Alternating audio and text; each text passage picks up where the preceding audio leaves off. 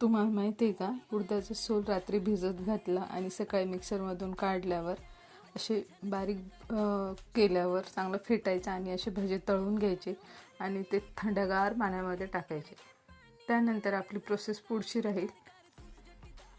अर्धा तास हे पाण्यातच ठेवायचे आणि छान नरम होईपर्यंत असे पाण्यात दाबून ठेवायचे छानपैकी. आणि पाण्यात अर्ध्या तासानंतर आपल्याला हे पूर्ण पाणी झारून काढून घ्यायचे. बाजूला पूर्ण पिळून टाकायचे. बघा तुम्ही, याच्यातून पूर्ण पाणी आपल्याला दाबून काढून घ्यायचे. इतके सॉफ्ट झालेले, कापसासारखे पूर्ण सॉफ्ट झालेले आहेत. आता हे आपल्याला बाजूला काढून घेऊ. थोडंसं ऑइल असेल तर ऑइल निघेल, पण ऑइल नाही आहे, एकदम हलके झालेले, पाण्यावर तरंगून राहिले होते त्याच्यामुळे.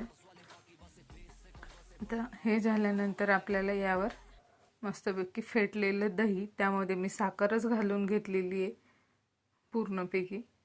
तर हे साखर घातलेलं दही यामध्ये आपल्याला टाकायचं आहे. तुम्ही छोट्या छोट्या प्लेटमध्येही टाकू शकता, पण मी अख्ख्या पूर्ण याच्यावर अर्धा लिटर दही टाकून दिलेले, हे तुम्ही बघू शकता.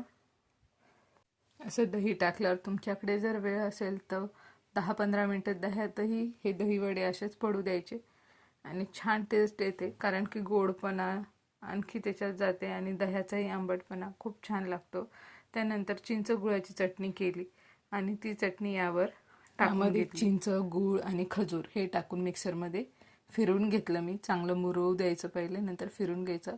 इथं पुदिना आणि सांबार, मिरची, अद्रक, लसूण याची चटणी केली, ग्रीन चटणी, आणि ही पण आपल्याला दहीवड्यावर टाकून घ्यायची. थोडंसं काळं मीठ टाकायचं, धने जिरे पावडर टाकायची आणि चाट मसाला टाकला थोडासा आणि तिखट टाकायचे. अशा प्रकारे पूर्ण मसाले टाकून घ्यायचे. आवडत असल्यास तुम्ही याच्यावर बारीक शेव टाकू शकता. आमच्याकडे आवडतात म्हणून मी थोडेसे टाकले.